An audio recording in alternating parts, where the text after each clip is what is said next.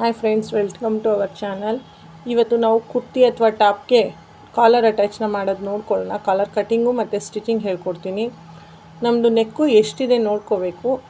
Neck length ಎಷ್ಟಿದೆ ನೋಡಿಕೊಂಡು ಅದೇ ಲೆವೆಲ್ಗೆ ನಾವು ಕಟ್ಟಿಂಗ್ ಮಾಡೋಣ. ಇದು 6 ಇಂಚ್ಗೆ 6 ಇಂಚು ನಾನು ಪೇಪರ್ ಫ್ಯೂಸಿಂಗ್ ತೊಗೊಂಡಿದ್ದೀನಿ. 1 ಇಂಚ್ ಡೌನಿಂಗ್ ಕೊಟ್ಬಿಟ್ಟು ಅದನ್ನು 1 ಇಂಚ್ ಮತ್ತೆ ಅಲ್ಲಿಂದ ಶೇಪ್ ಕೊಟ್ಕೊಳ್ಳೋಣ. ನಾವು ಫುಲ್ಲು ಎಷ್ಟು ತೊಗೊಂಡಿದ್ದೀನಿ ಅಷ್ಟು ಫುಲ್ಲು 1 ಇಂಚ್ಗೆ ಶೇಪ್ ಮಾಡಿಕೊಂಡು ನಂದು ಕುರ್ತಿದು ಕಾಲರ್ ನೆಕ್ಕು ರೆಡಿ ಆಗಿರೋದು ನಂದು 10 ಇಂಚು. 10 ಇಂಚ್ಗೆ ನಾನು ಕಾಲರ್ ತೊಗೋತಾ ಇದ್ದೀನಿ. ಇದನ್ನು ಅದೇ ಶೇಪ್ಗೆ ನಾವೇನು ಶೇಪ್ ಕಟ್ಟಿಂಗ್ ಮಾಡಿದ್ದೀವೋ ಸೇಮ್ ಆ್ಯಸ್ ಇಟ್ ಈಸ್ ಅದಕ್ಕೇ ಕಟ್ಟಿಂಗ್ ಮಾಡಿಕೊಂಡು ನಾವು ರೆಡಿ ಮಾಡ್ಕೊಳ್ಳೋಣ. ನನ್ನ ಚಾನಲ್ನ ಲೈಕ್ ಮಾಡಿ, ಶೇರ್ ಮಾಡಿ, ಸಬ್ಸ್ಕ್ರೈಬ್ ಮಾಡ್ಕೊಳ್ಳಿ. ಸಬ್ಸ್ಕ್ರೈಬ್ ಮಾಡಿ ಬೆಲ್ಲೈಕನ್ನ ಒತ್ತಿ ಫ್ರೆಂಡ್ಸ್.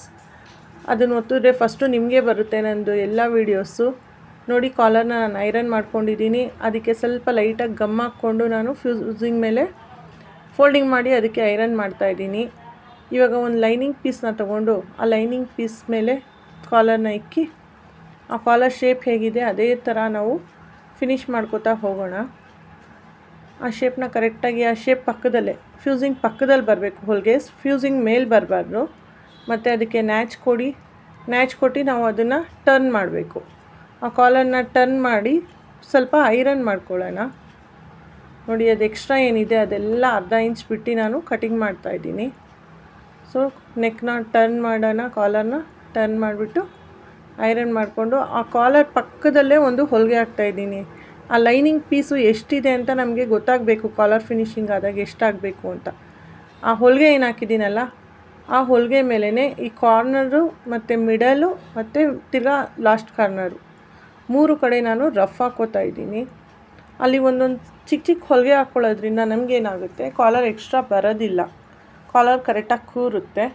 ಇದೊಂದು ಸಣ್ಣ ಟಿಪ್ಸು ನಾನು ನಿಮಗೆ ಮಿಡ್ಲಲ್ಲಿ ಕೊಡ್ತಾ ಇರ್ತೀನಿ. ನನ್ನ ಚಾನಲ್ನ ಲೈಕ್ ಮಾಡಿ, ಶೇರ್ ಮಾಡಿ, ಸಬ್ಸ್ಕ್ರೈಬ್ ಮಾಡಿ. ನಿಮಗೆ ಒಳ್ಳೊಳ್ಳೆ ವೀಡಿಯೋಸ್ ಸಿಗ್ತಾ ಇರುತ್ತೆ ನಮ್ಮ ಚಾನಲಲ್ಲಿ. ನೋಡಿ, ನಾನು ಅದೇನು ಸ್ಟಿಚ್ ಹಾಕಿದ್ನಲ್ಲ ಆ ಸ್ಟಿಚಿಂಗ್ ಮೇಲೇ ಹೊಲಿಗೆ ಹಾಕ್ತಾ ಹೋಗ್ತಾಯಿದ್ದೀನಿ. ನಾನದು ಮೆಜರ್ಮೆಂಟ್ಗೆ ಅಂತ ಹೊಲಿಗೆ ಹಾಕ್ಕೊಂಡಿದ್ದು. ನಮ್ಮ ಕಾಲರ್ ಎಲ್ಲಿಗೆ ಬರುತ್ತೆ ಅಂತ ಮೆಜರ್ಮೆಂಟ್ ಗೊತ್ತಾಗಲಿ ಅಂತ ಆ ಹೊಲಿಗೆ ಮೇಲೇ ಹೊಲಿಗೆ ಹಾಕ್ತಾ ಹೋಗ್ತಾಯಿದ್ದೀನಿ. ಆ ಹೊಲಿಗೆ ಫಿನಿಶ್ ಆಗಿದೆ.